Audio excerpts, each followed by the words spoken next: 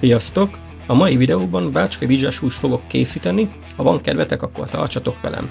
Ugye a bácskai rizses igazából annyiban különbözik a sima rizses hogy a főzés folyamán adunk hozzá paprikát és paradicsomot is.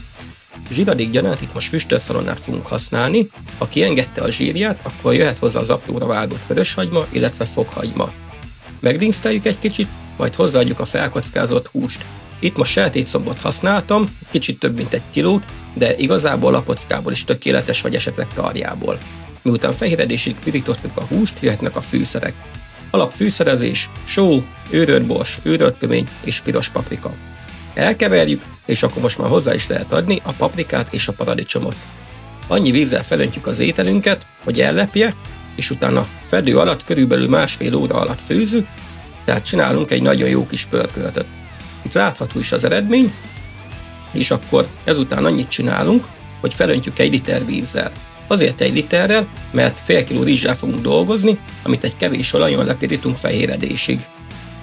Ha ez megtörtént, akkor hozzáadjuk az ételünkhöz, melyet jól elkavarunk benne, majd fedő alatt addig fogjuk főzni, még az ételünk felszínéről el nem tűnik a víz.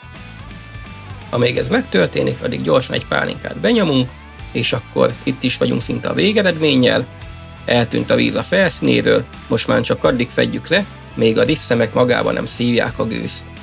Ha tetszett a videó, akkor egy követést megköszönünk, illetve a teljes videót megtekinthetitek a Mi Kis Konyhánk YouTube csatornáján. Jó étvágyat kívánunk mindenkinek! Sziasztok!